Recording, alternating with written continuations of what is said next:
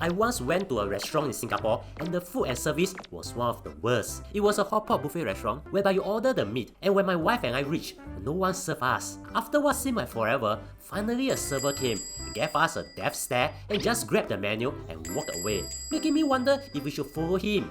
We followed lah, and after showing us to our seats, we were left with nothing for minutes until one of them came and asked, "What soup?" Okay lah, I ordered the soup and then ordered the meat, and after a long period, after the servers had scrolled through at least 30 TikTok videos before realizing that our meat is ready, they served us.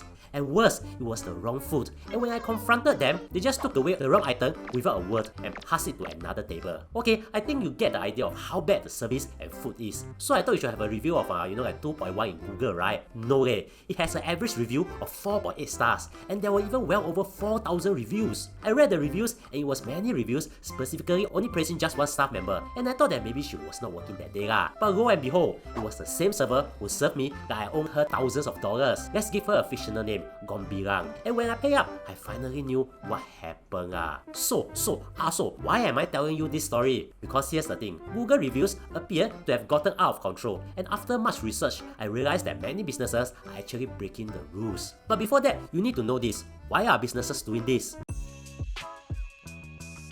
My friends who have their own businesses, especially those with professional practices like dentists or lawyers, or friends who own restaurants, all agree on one thing: Google reviews can make or break a business. I mean, if you're looking for a dentist or a physiotherapist, where do you look for? Google. And because we're all lazy to find the best ones, how do we make our decision? Filter away those with less than 4 stars, and then just look for those with the highest reviews. I bet you did not even read the reviews. However, here's the thing, because businesses also know how important this is, they have gone all out to ensure that their Google reviews look the best. And that's when some of them decided that you do not need to look honest, you just need more stars. Remember the restaurant I was in? Well, here's the thing, I was ready to give them a 1-star review and tell all my friends to boycott the restaurant. But when I was making payment, I noticed something. There will be a 10% discount if I write a Google review. I just need to scan the QR code, and right in front of me was the cashier Gombilang, who suddenly showed me the widest smile I've ever seen in my life the moment I scanned the QR code. Yes, for the 10% discount of $7.12, I wrote how good Gombilang was, even though deep in me, I knew I had just sold my soul for 10% discount. But between $7.12 discount and my conscience, I chose a $7.12 discount lah, cause my conscience is less than $7.12. You see, here's the thing, this is very common and it's getting much more widespread. I've seen professionals giving free professional advice in exchange for a Google review, even when you did not engage in service. I have seen eateries giving free drinks or food in exchange for a Google review.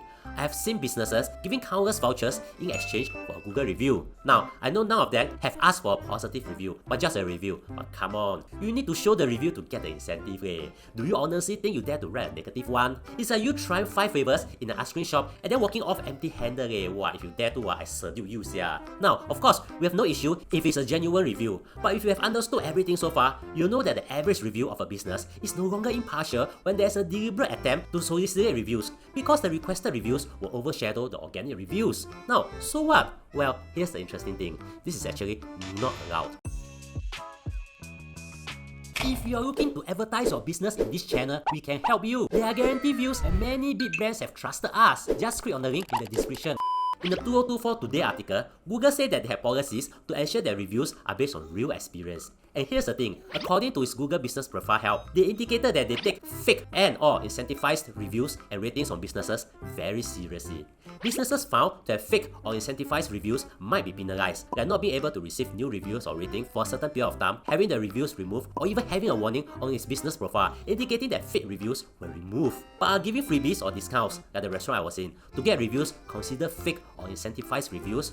Well, yes. Part of its prohibited and restricted content is fake engagement. And here's the thing, Google specifically indicated that they do not allow businesses to offer incentives such as payment, discount, free goods and/or services in exchange for posting any review or revision or removal of a negative review. So yes, the rules are clear. Now, this means that the restaurant I was in was at risk of breaking Google's policy, and many businesses are too, although it's a very grey line, but at least now you know. Anyways, are you breaking the law if you carry a fake luxury bag? Watch this and you'll know the law. Also, follow me on Instagram if you have not done so, as we publish exclusive short videos there, link in description. And if you want to advertise with us, even as a standalone video, do contact us. Thank you for spending almost 5 minutes with me. I really appreciate it and hope you learned something.